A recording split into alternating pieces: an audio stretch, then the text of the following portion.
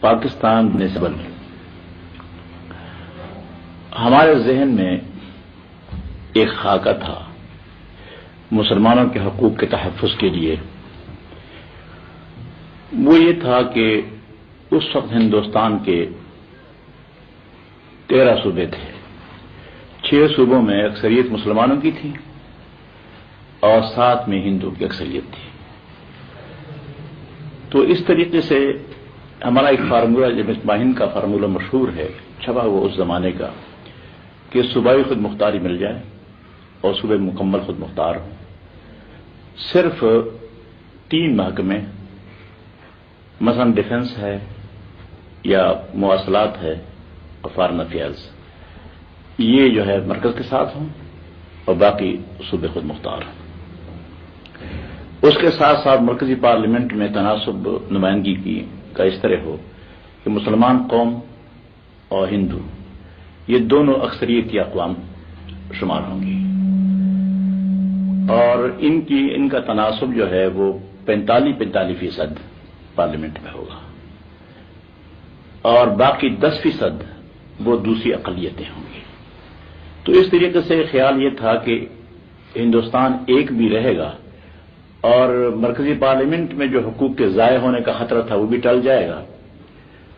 اور صوبوں کی خود مختاری سے باقی مسلمانوں کے مسائل جو ہیں وہ بھی حل ہو جائیں گے. اور یہ تجویزیں جو ہیں بہرحال اس وقت ذہن میں ابھرتی تھیں. چنانچہ ایسا بھی ہوا کہ جب شملہ کانفرنس میں وہ ایک وفد آیا تھا لارڈ پیتھک لارنس کا یا سر اسٹیفورڈ کرپس وغیرہ کا تو ان سے جو فیصلہ ہوا تھا تو اس میں یہ تھا گروپ بنائے گئے تھے اے اور بی اور سی لیکن پورے ہندوستان کو ایک رکھنے کا منصوبہ تھا اس وقت. اس کو مسلم لیگ نے بھی تسلیم کر لیا تھا اور کانگریس نے بھی تسلیم کر لیا تھا. غرض یہ ہے کہ مسلمانوں کے حقوق کے تحفظ کے لیے ہمارا بھی فارمولہ تھا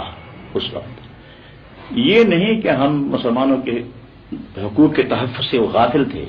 یا ہندو کے مظالم یا ان کی زیادتیاں جو ہو رہی تھی اس سے ہم مطمئن تھے. ایسی کوئی بات نہیں تھی. ہم بھی اس کا خیال کر رہے تھے لیکن ہمارا ذہن دیکھا کا اور تھا. جی اس کے بعد جب پاکستان کے لیے فیصلہ دے دیا اور پاکستان بن گیا تو پاکستان بن جانے کے بعد ایک قطعی فیصلہ تھا مسلمانوں کا. اور جیسے کہ جمہوری اصول یہ ہیں کہ میجارٹی کا فیصلہ جو ہے وہ لازماً تسلیم کرنا پڑتا ہے تو ہم نے فیصلہ تسلیم کیا اور پاکستان بن جانے کے بعد سب سے پہلے ہماری جماعت نے اعلان کیا کہ اب ہم اس کے بعد پاکستان کو تسلیم کرتے ہیں اور پاکستان کے استحکام کے لیے اس کی ترقی و بقا کے لیے اس کے نظریے کے لیے ہم جان توڑ کوشش کریں گے. اور اس طریقے سے یعنی مرکزی جمعیت علماء ہند کی طرف سے بھی ہمارے پاس یہ خطوط آئے اور انہوں نے کہا کہ آپ اپنی ثابت پر کام کریں اور یہ کہا کہ اب پاکستان بن چکا ہے اب نہ ہم نے اس سے اختلاف کرنا ہے اور نہ تم نے اختلاف کرنا ہے. وہاں سے بھی ہدایت تھی. چنانچہ ہم نے پاکستانی کی حیثیت سے چونکہ ہماری پیدائش یہاں کی تھی ہم تو یہاں کے تھے اپنے ملک کی آزادی کے لیے کوشش کر رہے تھے تو ہمارا ملک تو یہی تھا جہاں ہم پیدا ہوئے تھے. تو اسے لازم بقا و سالمیت کے لیے اور اسلامی نظریہ حیات کے لیے جو بنیاد ہے پاکستان بنانے کی اس کی حمایت کی اور 31 سال سے اس پر ہم گامزن رہے ہیں اور ہم نے جو خدمت ہم سے ہو سکی وہ حقیقی خدمات پاکستان کے لیے پیش کی. مولانا اسی سلسلے میں میرے ذہن میں ایک سوال پیدا ہوتا ہے کہ پاکستان اسلام کے نام پر بنا اور آپ نے بھی اسلام کی اس وقت خدمت کر رہے ہیں. سوال یہ پیدا ہوتا ہے کہ اس پاکستان میں نظام اسلام کا معاشی نظام کیسے نافذ کیا جاتا ہے؟ اول تو وہ ہے کیا اور پھر یہ کہ اس کے کیا اصل میں یہ ہے کہ پاکستان کے مسلمانوں نے پاکستان میں اسلامی نظام کی ترویج اس کی تنفیذ کوئی خاص توجہ نہیں تھی اور پتہ نہیں کہ اس میں رکاوٹ کون تھے. یہ ہے کہ جو لوگ مغربی تہذیب سے متاثر تھے اور ان کا ہولڈ ہے پاکستان پر پورا مکمل سیاسی اثر اور رسوخ انہی کا ہے شاید مغربی تہذیب سے اتنے مرعوب ہیں کہ اسلام کی طرف جانے کی ان کے قدم جو ہے آگے بڑھ نہیں رہے. چنانچہ اسلام کا معاشی نظام اگر نافذ ہو جاتا سب سے پہلی چیز یہ ہے کہ بغیر سود کے بینکاری کا نظام جو ہے یہ اسلامی ایک نظام ہے اب اس وقت نہیں، بہت کافی زمانے پہلے بہت سے ملکوں میں ایسے بینک قائم کیے گئے ہیں جو بغیر سود کے چل رہے ہیں اور اسلامی اصول کے مطابق چل رہے ہیں۔ یہ نظام جو ہے ایک دفعہ ایسا بھی، ہم سن 64 میں مصر میں قاہرہ میں ایک مؤتمر میں میں شریک تھا خود، اس میں اسی اسلامی بینکاری کا مسئلہ جو ہے وہ زیر بحث اور ایک مکمل بینک کا نظام وہ تجویز ہو گیا تھا اور اس کی پھر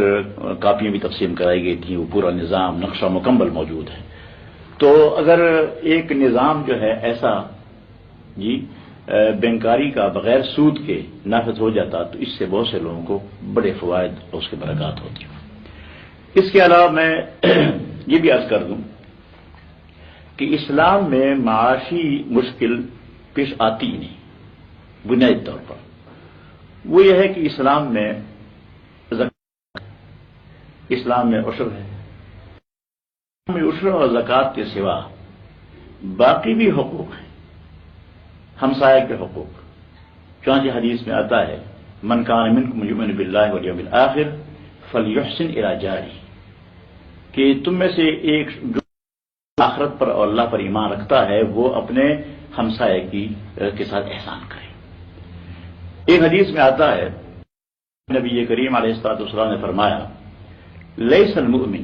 الذی یبیت شبعان وجارہ فی جنبہ جائع، کہ وہ شخص مومن نہیں ہے کہ خود اپنا پیٹ بھر کر سو جائے اور اس کا ہمسایہ میں سویا ہوا ہو بھوکا، وہ مومن نہیں ہے۔ چنانچہ صحابہ کرام نے اس کی نظیر ہمیشہ پیش کی، مثالیں موجود ہیں اور قرآن کریم میں صحابہ کرام کی صفت یہ آئی ہے انفسہم ولو کان بہم خصاصہ، کہ وہ اپنے اوپر ترجیح دوسروں کو دیتے ہیں اگرچہ خود بھوکے ہوتے ہیں۔ اگر مسلمانوں کے اتنے بلند اخلاق ہوں کہ ایک شخص اپنے منہ سے نوالا نکال کر دوسرے کے منہ میں ڈالتا ہے اگر،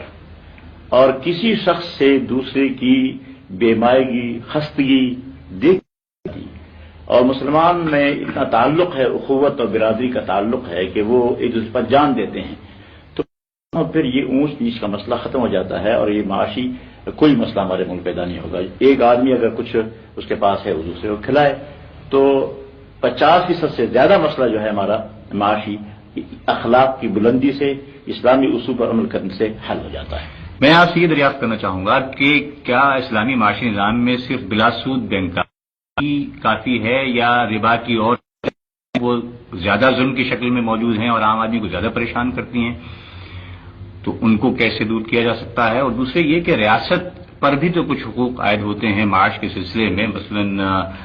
افراد کے روزگار کا حق ایسا کہ اگر کوئی بے روزگار ہو تو وہ اسٹیٹ سے عدالت کے ذریعے سے وہ حاصل کر سکے، لازمی ہو اس کے لیے، یہ بھی کچھ صورت ہے۔ تو یہ کس طرح سے یہ صورتحال یہ ہے کہ اسلامی حکومت جو ہوتی ہے، حکومت کی ذمہ داری ہوتی ہے کہ کوئی شخص ملک میں بھوکا نہ رہے، اس کو زندگی کی ضروریات مہیا کی جائیں، یہ حکومت کی ذمہ داری ہے۔ چنانچہ آپ کو معلوم ہے کہ تاریخی واقعات ہیں کہ حضرت عمر فاروق رضی اللہ تعالیٰ عنہ نے اپنے دور خلافت میں آٹے کی بوری بیت المال سے اٹھا کر گھروں تک خود پہنچائی ہے، اور آپ نے فرمایا ایک مرتبہ کہ لو مات الکلب جوعا علی شط الفرات لکان عمر مسئولا عنہ یوم القیامہ، کہ اگر دریائے